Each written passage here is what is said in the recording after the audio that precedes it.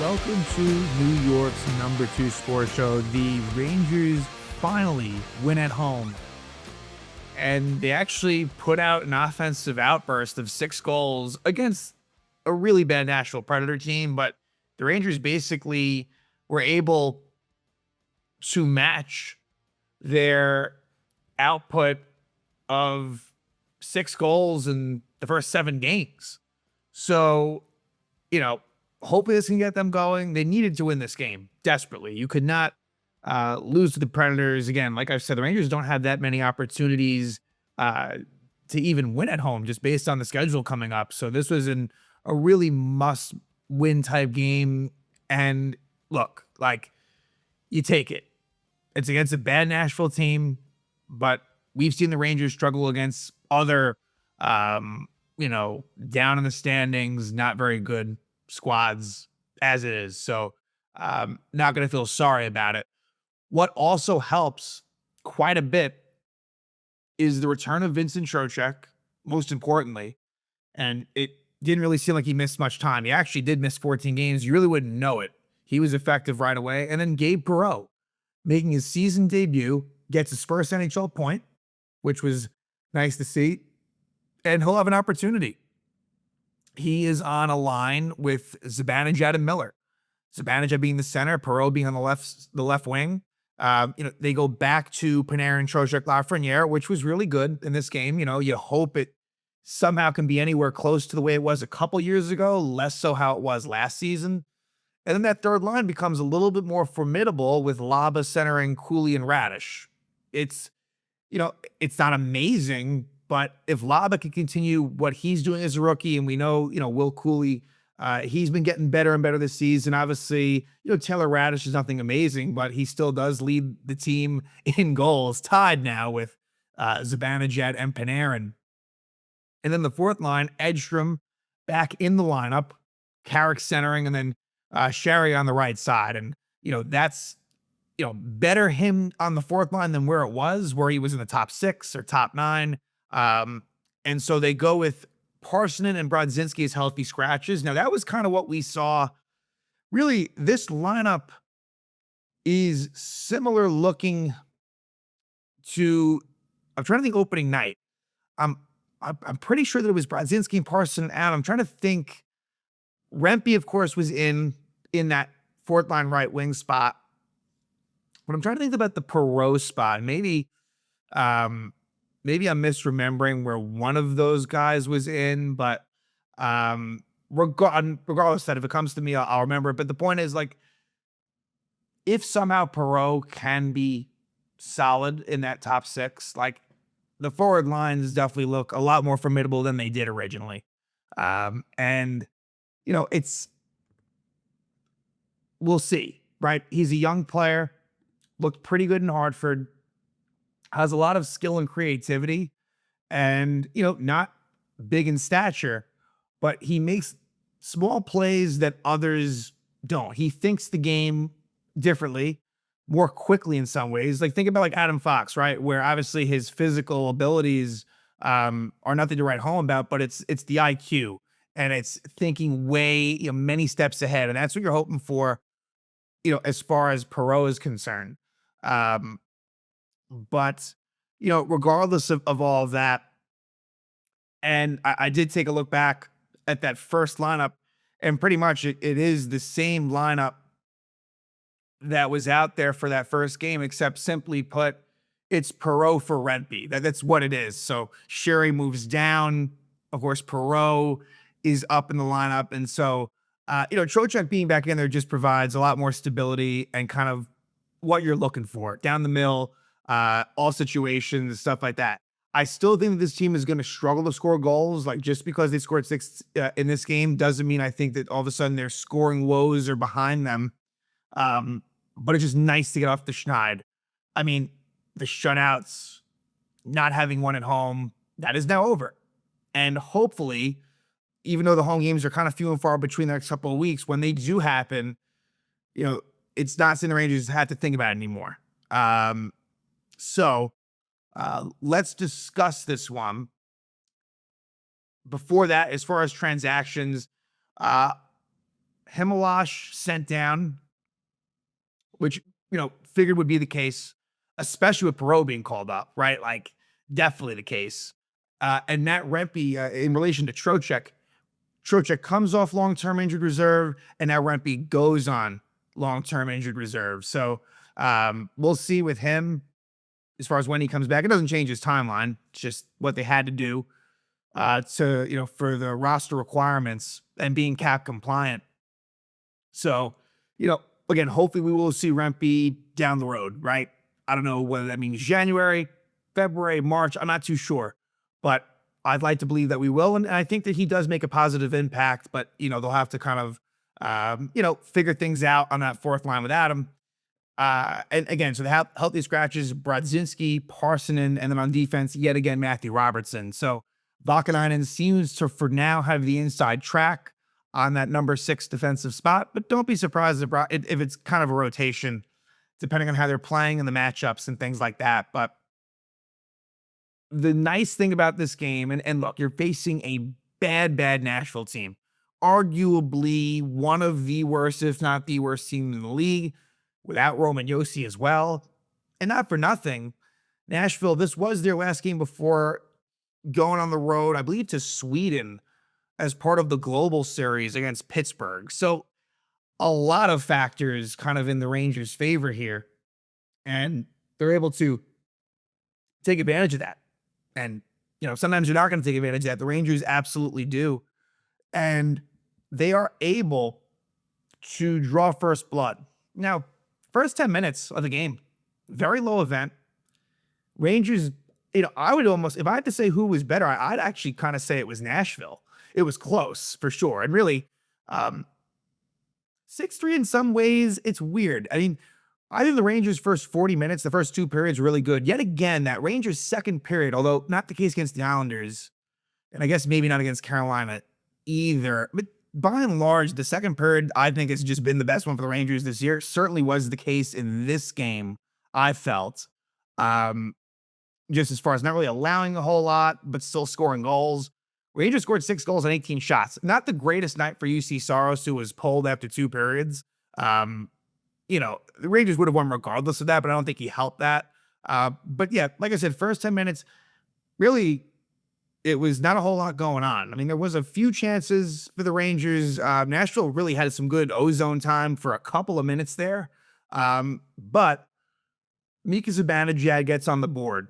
5th goal of the season from Fox and Gavrikov. And this is a beautiful pass by Fox and showing patience. A bad line change, a partial line change by Nashville, which kind of just set the seam right up the middle for Zibanejad, who ends up kind of on a breakaway and scores past Saros. So it's just a very adept, smart, and skilled play by Adam Fox. And you know what?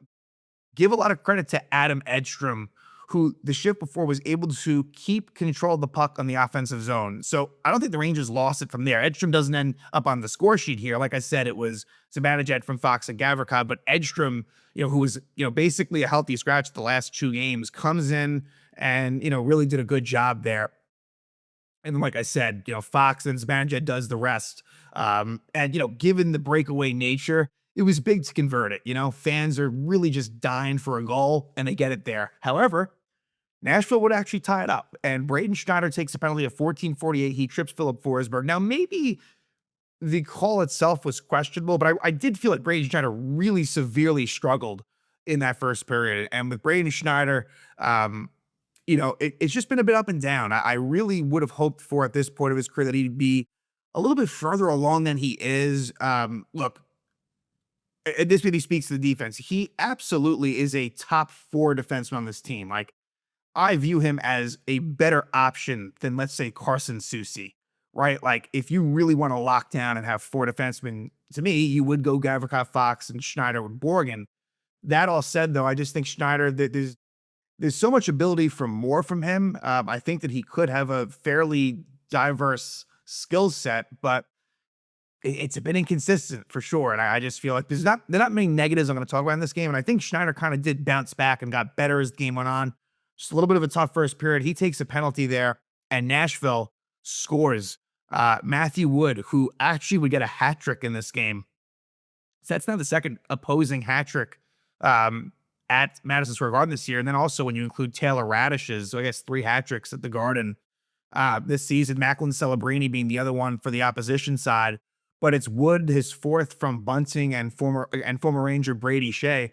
And this came off of an opportunity for Sam Carrick. And Carrick probably doesn't do the smart thing where he kind of goes behind the net and kind of blindly throws it in front. Now, in an even strength situation, that's fine, but it kind of sets the Rangers off in the wrong way, and they kind of never really fully recover.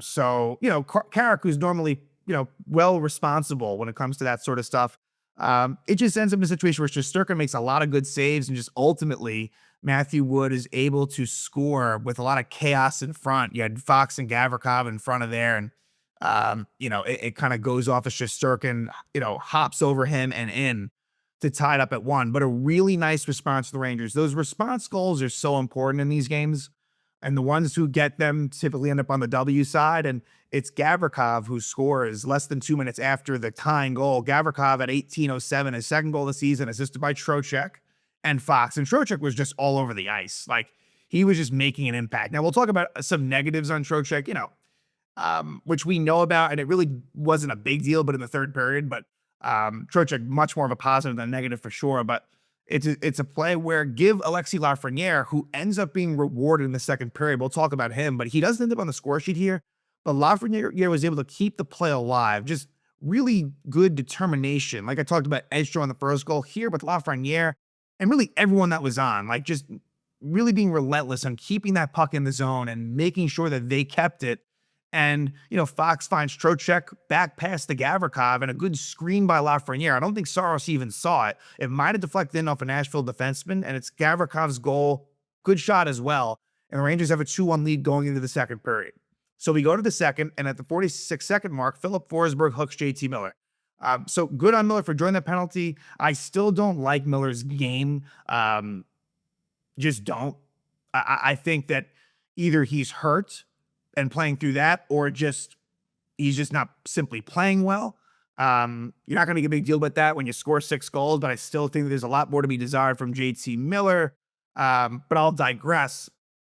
Here's the interesting thing from the power play, and what could be interesting is the Rangers, as of right now, kind of have 2 different units. And what happened was, it wasn't that long. It was only, like I said, it was only 46 seconds. The Zibanejad line was on. Although, you know what? I'm going to throw a wrench into my own thought. So I guess that means that Perreault would have been on.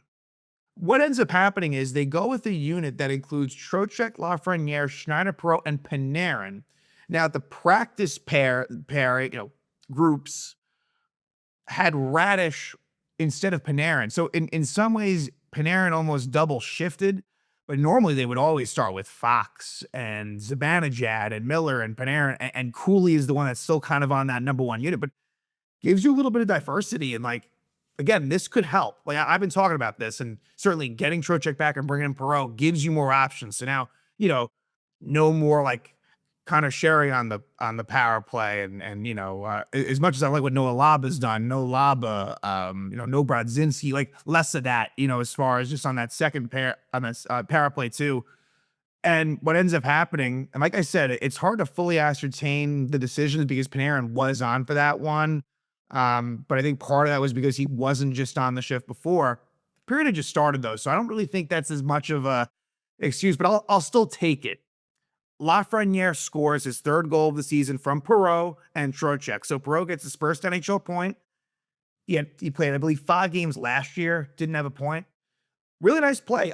Smart play by Perreault to kind of draw the defender to him. Makes a nice pass to Lafrenière. Lafrenière kind of comes in all alone and just goes backhand 5-hole. And that seems to maybe be a thing for Lafrenière. I believe he did that against Cam Talbot in Detroit to score. And so that was big. So, Lafrenière has really been heating up a little bit lately, and the Rangers take a 3-1 lead. So it wasn't really like an O-zone type. It was more of like a rush goal than your traditional power play goal, but it makes it 3-1 Rangers. Then at 7:51, Rangers make it 4-1, and it's Panarin with his 4th goal of the season from Lafrenière and Vakanainen. Another situation, Vakanainen does a really nice job to keep the play alive. And then it's a pretty innocent pass from Lafrenière to Panarin at the blue line. He takes a one-time slap shot, and it goes in through Saros. Now, Vakanainen, I think, actually did provide a little bit of a screen, but I think it's one that Saros would like to have back. It was stoppable for sure, but they all count the same. And the Rangers take a 4-1 lead there. And then another one with 10 seconds left in the period, in fact, Will Cooley, another player who's been, doing more as far as the results go. His fourth goal of the season, assisted by Laba and Lafrenière. So this was a 3-on-2 situation where Vakanainen kind of takes the hit. Laba makes a nice play in the neutral zone. It's a little bit of a give and go between him and Lafrenière. Lafrenière goes to the net, and then Will Cooley with a really nice shot. Will Cooley has a very underrated shot. Over the glove of Saros, and gives the Rangers a 5-1 lead. And so there you get Lafrenière with not only a 3-point game, but a 3-point period, which is nice. So 5-1 Rangers going to the third. And the third period wasn't great. Just a stretch of too many penalties for the Rangers. It got to a point of that. And at 6:40, Ozzy Weissblatt cross-checks Schneider. Rangers don't score on that power play. And then at 8:59, Trocheck is called for holding the stick of Weissblatt. And Trocheck, he wasn't done there. So at 10:11, Borgen is called for slashing Matthew Wood. That was a pretty ticky-tack sort of call right there. Kind of an innocent enough slash that didn't, Brian Boyle was talking about on the broadcast, but truly, that was a little bit of a strange one. So it becomes 5-on-3, but they kill off that part of the 5-on-3. But then before the Borgen penalty ends, Trocheck had just come out of the box, and 30 seconds after his penalty's up, or a little more than that, he hooks Philip Forsberg. So that's where Trocheck, and it's a reminder, he is one to take a lot of penalties. It's part of his game, right? You kind of take the good with the bad, and I don't mind it as much in a lopsided score, but you are winning, play a little bit smarter. But this one does cost them. And it would be not a 5-on-3 goal. The Borgen penalty had ended, but still the Trocheck one was there, 5-on-4, and Matthew Wood scores his second goal of the game, 5th of the season from Evangelista and Haula. And this was a play where JT Miller before that should have gotten the puck out of the zone. No excuse for that. I don't really know again, his decision-making has just been off. Wasn't able to get it out. And then, a nice passing play and finding Matthew Wood in a good position. And he fires it, slap shot past Shesterkin to cut it to 5-2. However, another response for the Rangers, a little less than 45 seconds after that, Artemi Panarin scores his second goal of the game, 5th of the season, unassisted at 13:30. And this was one that, you could have ended up having assists from Trocheck and Lafrenière, which really would have upped their just overall stat night. But they call it unassisted. It was a smart play by Panarin where he basically, it goes off of the Predator defender right to Panarin behind the net, and Ananen, who came in for Saros, was in goal. Ananen kind of just wasn't expecting it, was looking the other way, and Panarin, again, that's the smarts of Panarin that, you're looking for, right? Not only, of course, is the talents, the biggest thing when you think of Panarin, but also, he does know where to be in the offensive zone, and right there takes advantage of that situation. So it goes unassisted. Rangers take a 6-2 lead. But then at 19:15, 45 seconds left, Matthew Wood actually does get a hat-trick goal, the 6th goal of the season from Forsberg and O'Reilly. And they missed, I believe it was Forsberg who high-sticked Lafrenière. So Lafrenière was down behind the play. So the Rangers, no penalty called. You're kind of a man short. And the Predators do take advantage of that, and it's Matthew Wood getting that hat-trick. So, yeah, Forsberg gets away with that one there. And it leads to Wood open in front, makes it 6-3, and that's your final score. So Rangers get their first win at Madison Square Garden. Now they are 1-6-1 at home, 7-game winless streak over. And now they will go to Tampa Bay. So a couple of road games coming. And, should be a good test against the Lightning, who have been playing a lot better lately. And they're coming in with, is it a 5-game winning streak? Let me see here. Not a 5-game winning streak, a 2-game winning streak. They're 7-3 in the last 10 games. This will not be easy. And it's really about stopping the Lightning. With the Lightning, the depth for the Lightning isn't what it used to be, but there's still that top end firepower. And it's one of those teams that you don't want to put on the power play, and you want to really play a smart road game. And because that's a team that will take advantage of odd man opportunities and convert. So this is one where, can the Rangers continue their road success? I'm kind of skeptical of it, and part of it is like 7-1-1 is just like 6-1. You're not going to keep it that bad. 7-1-1, you're also not going to, it's not going to be that good. But Tampa Bay, I think that'll be a good sort of test for a Ranger team that, to me, and we saw it last year where they had their struggles with upper echelon type teams, and I would qualify Tampa Bay as one of them. They're not what they used to be, but they're still really good. And so the Rangers will try for the first time this season to go 2 games above NHL 500. That's not really that much of it's like kind of not an easy ask, but it's not that tough.